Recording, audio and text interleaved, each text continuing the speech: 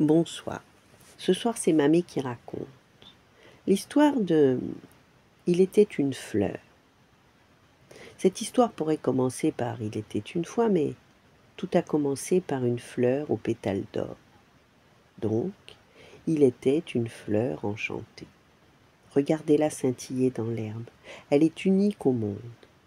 Elle est née d'un rayon de soleil qui un jour tombé sur la terre. Éternelle, elle possède un fabuleux pouvoir de guérison.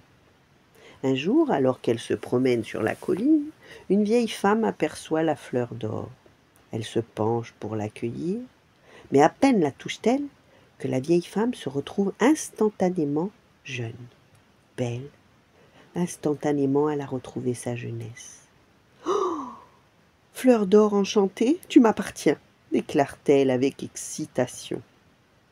Et voici comment mère Goethel, grâce à la magie de la fleur de soleil, demeure dorénavant jeune et belle. Mais elle a si peur de perdre la précieuse fleur qu'elle la garde égoïstement pour elle toute seule. Personne à travers le royaume n'a besoin de la fleur magique, ni ne sait où elle est, mais tout le monde en a entendu parler. Or un jour, la reine tombe gravement malade à la veille d'accoucher. Le roi cherche désespérément un moyen de la sauver, et les habitants du royaume se souviennent alors de la fleur légendaire.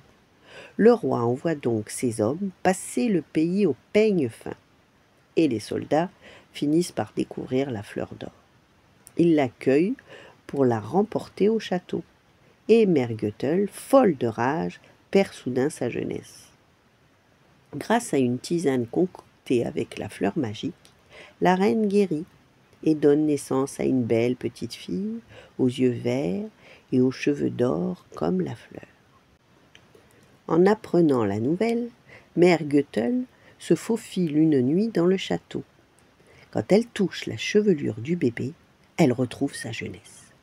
Devinant que le pouvoir de la fleur est passé dans les cheveux de la fillette, mère Goethel lui en coupe une mèche. Mais aussitôt celle-ci ternit, perdant toute magie. Alors mère Goethel n'a plus le choix. Pour garder le pouvoir de la fleur, elle kidnappe. Elle kidnappe l'enfant et l'emporte au plus profond de la forêt, où elle l'enferme dans une haute tour au cœur d'une vallée perdue. Là, elle élève secrètement l'enfant en se faisant passer pour sa mère.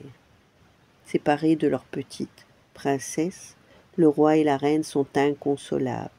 Mais qui sait, la force de leur amour triomphera peut-être du destin en leur ramenant leur jolie fillette disparue. Voilà, bonne nuit, faites de beaux rêves et à demain.